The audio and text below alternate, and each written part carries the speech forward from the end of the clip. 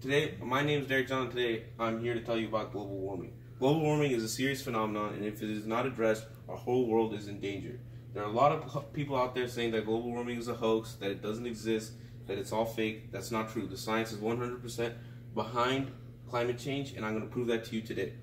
Climate change is a very real threat, and it can only be proved by 3 methods that I think are very effective: by researching the carbon dioxide levels, measuring the rate of the ice melting at the poles and the glaciers, and analyzing our oceans. The levels of carbon dioxide are important because carbon dioxide acts as a greenhouse gas in our environment. It basically keeps the heat of the sun inside our Earth and keeps it at a nice temperature. But when there's excess carbon dioxide, it creates too much heat that's stuck in there. And because of this, the 5 warmest years have all been past 2010. Well, another major side effect of this is more deadly storms like Hurricane Katrina and Harvey and other destructive storms like Sandy. This is some pictures of, this is Katrina right here, and this is showing the greenhouse effect, and that's what New Orleans looked like after Katrina. Okay, the second effect is on the poles and the glaciers. The North and South poles have been heavily affected by the temperature change. Antarctica has actually lost 119 billion tons between 1993 and 2016, and the rate of ice loss in the Antarctic has tripled in the last decade alone. It's very serious over there. And then now I want to distinguish a very important point between land ice and sea ice. Land ice are glaciers, which are freshwater, which are very important, and only 0.03% exist in the world. And they're all melting and going into the ocean right now.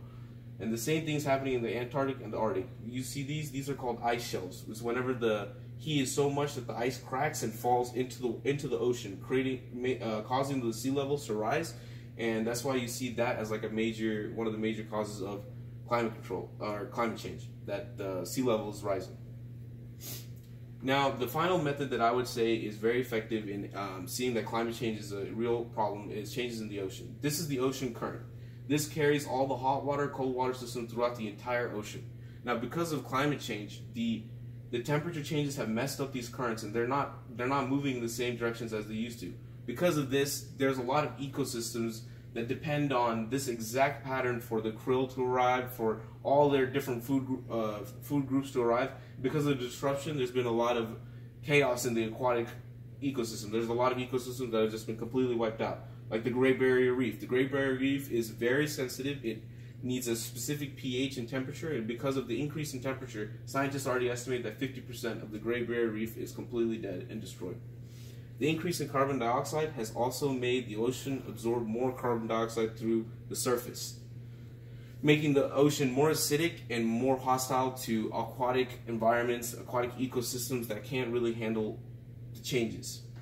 So in conclusion, scientists believe that there have been 4 major extinction groups in the Earth before, the last one having killed off the dinosaurs. They believe that we are now in the 5th mass extinction, which is global warming. We need to all unite together and figure out a way to stop global warming before it destroys our entire species, because the consequences of global warming are planet-wide and catastrophic. Thank you for listening to my speech. I hope you had an informative session.